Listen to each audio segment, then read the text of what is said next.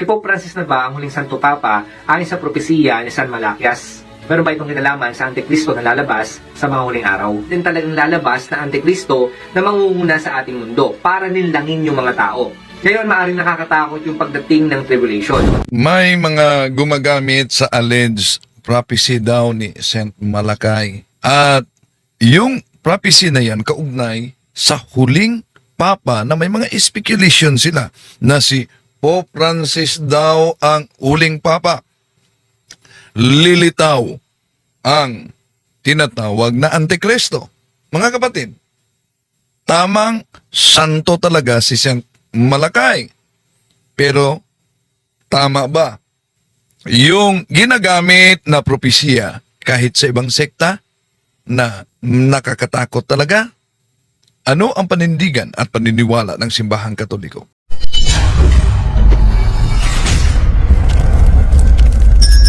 Sa pagkakataong ito, ating tatalakayin itong tinatalakay ni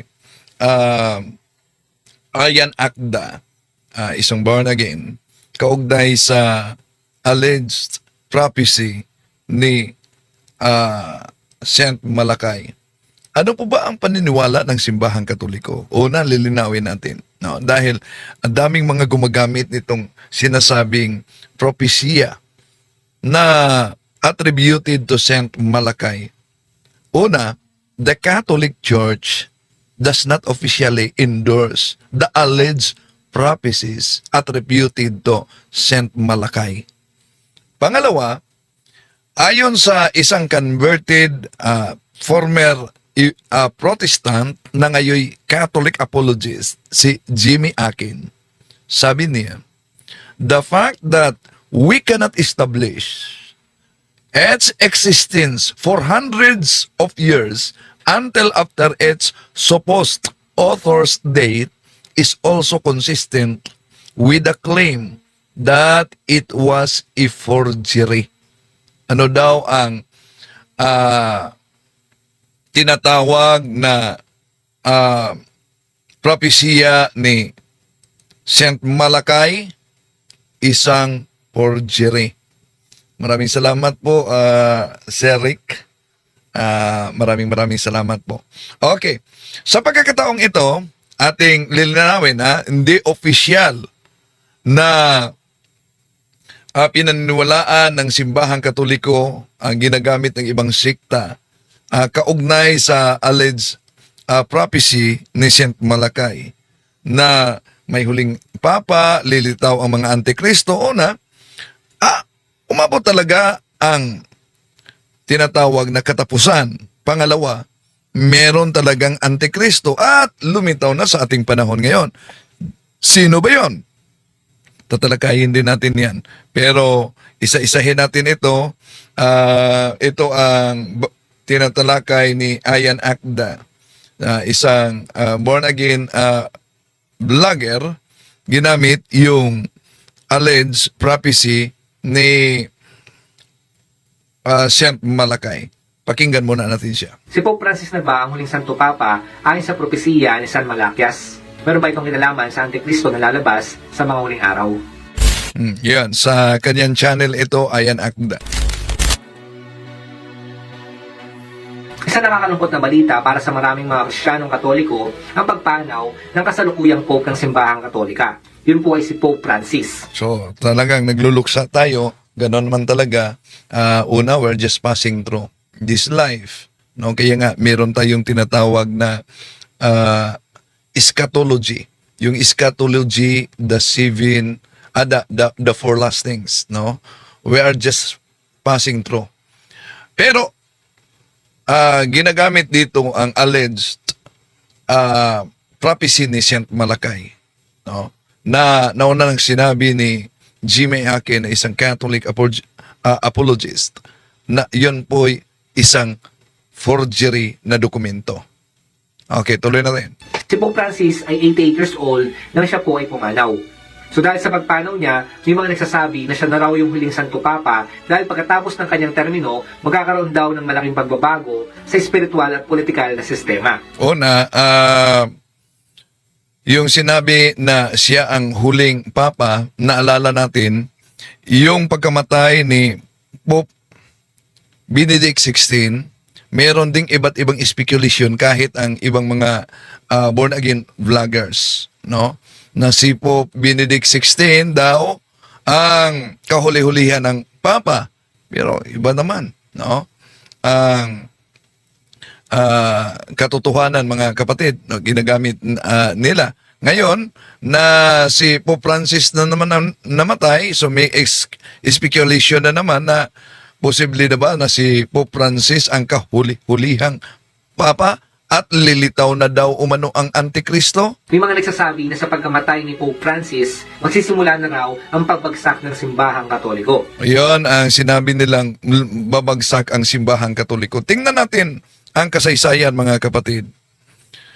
Kung tingnan natin ang mga napakalakas na mga imperyo, isa na dito yung imperyo ng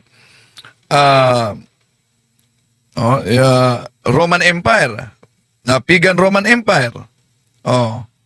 So, maraming salamat po kapatid na Jocelyn Gomez at Bus Noy. Maraming salamat po. Kung tingnan natin, mga kapatid, sila'y nagiging bahagi na lang. Ang simbahang Katoliko na noon pa man ay nakaharap ng matinding pag-uusig, persecution, ay nanatili pa hanggang ngayon. Bakit? Dahil ito'y naitatag ng ating Panginoon Jesucristo sa ibabaw ng bato. San Mateo Kapitulo 16-18, et igo dico quato is Petros, et soperham Petram edificabo iglesiam iam, et portae in Pirinon, prae bilabot adversus iam. No? Roland, sabi niya dito, good PM bro, regards sa inyo from the team of exorcism sa Iloilo. Hello, kumusta? Kayo dyan sa Iloilo. May the Blessed Virgin Mary cover you always with her mantle of love and protection, kapatid. No? Si kapatid na Romel Bandirado, maraming salamat po. Si kapatid na Jimmy Tumang. Okay, sa mga, ulitin ko, sa mga nag-great sa akin ng happy birthday, maraming salamat po ni Archbishop Martin Umuad, Monsignor Ramon, Vicar ng Marawi, sa lahat nating, at message ni Bishop Edwin de la Piña sa pakikiramay din. Maraming salamat po. At sa mga kaparian, no, na nagmi-message sa akin at mga kaibigang mga exorcist, maraming salamat, at sa lahat ng mga tumatawag. Okay, tuloy natin, mga kapatid, itong tinatalakay at lilinawin natin itong tinatalakay ni Ayan Akda. Guguho na ba ang simbahang Katoliko? Sa panahon ni Napoleon Bonaparte, hinuli talaga niya ang Santo Papa, si Pope Pius VII, at idiniklarar ni Pope, idiniklarar ni Napoleon Bonaparte na gumuho na, huminto na, at nawala na ang simbahang Katoliko.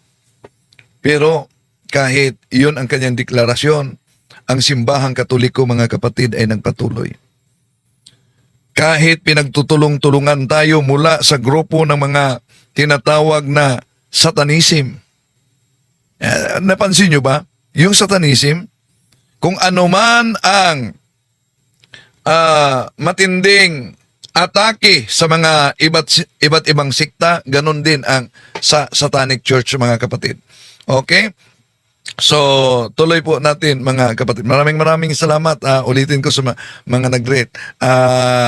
Maraming salamat. Ipagpatuloy muna natin ang pagtalakay dito. Ngayong April 2025 lang, pumanong po si Pope Francis. Siya ang ika-266 na Santo Papa. Siya yung unang Santo Papa mula sa Latin America. So, kung binanggit ni Ayan Akda na isang born-again vlogger na si Pope Francis ay ika-266, kung ibalik natin sa unang talaan ng Papa, ang una napakaunang papa ay si San Pedro.